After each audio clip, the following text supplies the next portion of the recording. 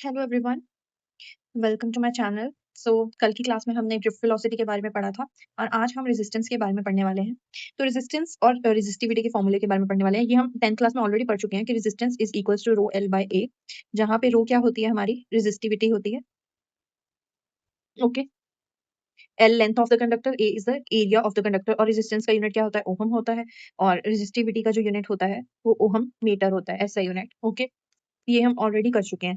अब इसकी हम देखेंगे वेरिएशन कि किस तरीके से रेजिस्टिविटी कौन सी चीजों पे डिपेंड करती है। देखो, जो रेजिस्टेंस होती है वो तो चेंज कर जाती है, वो डिपेंड करती है लेंथ ऑफ द कंडक्टर पे, एरिया ऑफ द कंडक्टर पे। बट जो रेजिस्टिविटी होती है वो एक किसी मटेरियल की स्पेसिफिक होती है। ये जो है resistivity does not depend on length and area of the conductor. Resistivity जो है लेंथ या एरिया ऑफ द कंडक्टर पे डिपेंड नहीं करती, लेकिन जो रेजिस्टिविटी होती है it depends on nature of material of the conductor, कि उस कंडक्टर का कैसा मटेरियल है। एंड और दूसरी चीज जो जिस पे ये डिपेंड करती है वो है टेम्परेचर। ओके, कि टेम्परेचर कितना है। तो अगर आपको याद हो, कल मैंने रेजिस्टिविटी का एक फॉर्मूला निकाला था। रेजिस्टिविटी होती क्या, it is the inverse of conductivity. तो ये हमने फॉर्मूला कल किया था, ये वाला। तो ये इसका इनवर्स आ जाएगा m/n(e²τ). ठीक है, तो ये हमारा रेजिस्टिविटी का फॉर्मूला है। अब हम दो चीजों में देखेंगे वेरिएशन। फर्स्ट है हमारा variation of resistivity of conductors और दूसरी हम देखेंगे इसकी वेरिएशन फॉर सेमी कंडक्टर्स। अब देखो, जो हमारा कंडक्टर्स होते हैं, अगर तो मैं टेम्परेचर इंक्रीज करूंगी, ठीक है, तो क्या होगा, मैंने बताया था ना, रिलैक्सेशन टाइम क्या होता है, time between two successive collisions. ठीक है ना, ये टाइम कितने टाइम में कोलिजन हो रही है उसके बीच का जो टाइम है। ठीक है, तो ये टाइम जो है अगर मैं टेम्परेचर बढ़ा दूंगी तो इसकी थर्मल मोशन या थर्मल वेलोसिटी भी क्या हो जाएगी, इंक्रीज हो जाएगी। मतलब ये जल्दी फास्ट फास्ट मूव करने लगेंगे और इसकी वजह से इनकी कोलिजन्स भी फास्ट होंगी। तो जो रिलैक्सेशन टाइम है, जो टाउ है, ठीक है, ये क्या है, रिलैक्सेशन टाइम, ये क्या कर जाएगा, डिक्रीज कर जाएगा। ठीक है, क्योंकि जल्दी जल्दी होगी तो कम टाइम लगेगा कोलिजन्स होने में। तो अब ये रेजिस्टिविटी का फॉर्मूला देखो, अगर m/n इसके टाइम, अगर तो अब ये जो है टाउ डिक्रीज कर रहा है तो रेजिस्टिविटी क्या कर जाएगी, इंक्रीज। तो इसकी वजह से क्या होता है, टाउ डिक्रीज करता है और रेजिस्टिविटी क्या होती है, इंक्रीज होती है। इसका मतलब कंडक्टर्स के केस में टेम्परेचर को इंक्रीज करने से मेरी रेजिस्टिविटी इंक्रीज होती है। ओके, और अगर इसका फॉर्मूला देखें हम कि रेजिस्टेंस कैसे टेम्परेचर के साथ वेरी करती है, ये तो रेजिस्टिविटी का बताया मैंने। रेजिस्टेंस भी इसी तरीके से होगी, तो रेजिस्टेंस और रेजिस्टिविटी डायरेक्टली प्रोपोर्शनल है। तो रेजिस्टेंस भी जो है वो इंक्रीज करेगी टेम्परेचर के बढ़ने से, और ये इंक्रीज कैसे करती है, लीनियरली इंक्रीज करती है। ओके, और इसका जो फॉर्मूला होता है R2 means final resistance is equal to R1 1 plus alpha delta T, where alpha क्या है, temperature coefficient of resistance, temperature coefficient of resistance. Okay, और डेल्टा टी टेम्परेचर का डिफरेंस है, और ये जो अल्फा है इसका जो अ, ऐसा यूनिट होगा वो क्या होगा, केल्विन इनवर्स या डिग्री सेल्सियस इनवर्स भी हो सकता है। तो ये हमारा फॉर्मूला है कि किस तरीके से टेम्परेचर इंक्रीज करने से हमारी जो रेजिस्टिविटी और रेजिस्टेंस क्या है, इंक्रीज करती है, किसके केस में, कंडक्टर्स के केस में। अब नेक्स्ट बात कर ले हम, ये तो थे कंडक्टर। सेकंड जो इसका पॉइंट है सेमी कंडक्टर्स के लिए।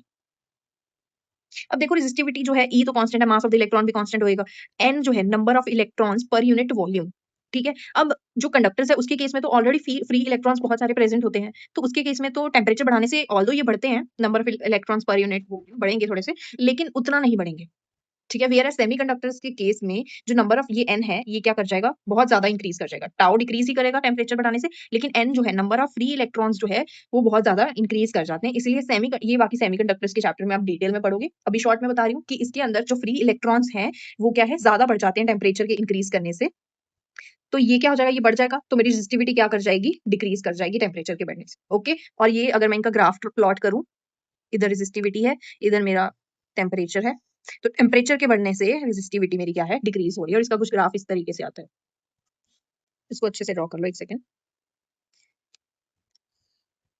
इसका कुछ इस तरीके से ग्राफ आता है। Okay, it's not a straight line नहीं है, ये कुछ आप बोल सकते हो कर्व्ड है थोड़ा सा। इसको रेक्टेंगुलर हाइपरबोला भी बोलते हैं, रेक्टेंगुलर हाइपरबोला। ओके, तो आई होप ये क्लियर हो गया होगा कि टेम्परेचर के बढ़ने से इसकी रेजिस्टिविटी सेमीकंडक्टर्स में क्या होती है, कम होती है, वेयर एज कंडक्टर्स के केस में ये इंक्रीज होती है। अब इससे रिलेटेड हम कुछ थोड़े बहुत न्यूमेरिकल्स करेंगे। इसी फॉर्मूला से रिलेटेड। तो मैंने अभी बताया था R2 is equals to R1 1 plus alpha delta T. ये फॉर्मूला भी मैंने आपको बताया था अगर रेजिस्टेंस निकालें। अब एक वायर है, उसको 0 डिग्री पे रखा है, 100 डिग्री पे रखा है और टी डिग्री पे रखा है, ठीक है। और उसकी रेजिस्टेंस पहले इतनी थी, 100 डिग्री पे इसकी रेजिस्टेंस इतनी हो गई और टी डिग्री पे इसकी रेजिस्टेंस 10.95 हो गई। तो बताओ कि टी क्या है, मतलब कितने टेम्परेचर पे मेरी जो रेजिस्टेंस है वो 10.95 है। तो ये फॉर्मूला ही लगा देंगे हम। सबसे पहले 100 पे देख लो, 0 टू 100 गए हैं, सपोज हमने टेम्परेचर को 0 टू 100 बढ़ाया तो रेजिस्टेंस मेरी क्या है 10 टू 10.2 हो गई है। तो 10.2 है फाइनल रेजिस्टेंस, इनिशियली कितनी थी 10 थी, 1 प्लस अल्फा और डेल्टा टी क्या है 100 माइनस 0 यानी कि 100। तो यहाँ पे 100 पुट कर देंगे हम। ओके, तो इसको इधर ले आओ, 10.2 बाई 10 इज 1 प्लस अल्फा 100। तो ये क्या आ जाएगा 102 बाई 100 माइनस 1 इज 100 अल्फा। तो अल्फा की वैल्यू क्या हो जाएगी 1 बाय 100, 1.02 माइनस 1, 0.02 बाय 100। ये मेरे अल्फा की वैल्यू होगी। इसको आप सॉल्व कर सकते हो, वैसे वो बोला नहीं है उसने, अल्फा की बोला नहीं है तो इसको मैं ऐसे रहने दे रही हूँ। अब सेकंड पे लगाएंगे। अब जब मैं 100 या सिंपल स्टार्टिंग से ही ले लो, 0 से ही ले लो, 0 से टी डिग्री जाऊंगी, टी डिग्री टेम्परेचर पे जाऊंगी तो 10 ओहम से 10.95 ओहम्स मेरी रेजिस्टेंस चेंज हो जाएगी। तो फिर से वही फॉर्मूला लगा दूंगी मैं, 10.95 इज इक्वल्स टू स्टार्टिंग में कितना था 10 था, 1 प्लस अल्फा की वैल्यू हमने ऑलरेडी फाइंड आउट कर लिया 0.02 बाय 100 डेल्टा टी। ओके, अभी इसको फिर से कर लेंगे। ये 10 इधर डिवाइड कर दो तो 1.095 minus 1 is 0.02 by 100 delta T. यहाँ से मैं डेल्टा टी की वैल्यू को फाइंड आउट कर लूंगी, 0.095 इंटू 100 बाय 0.02। तो ये भी 100 हो जाएगा। इसकी कटिंग कर लो, 50 is delta T. So delta T की वैल्यू क्या आ गई, कटिंग कर लो इसकी,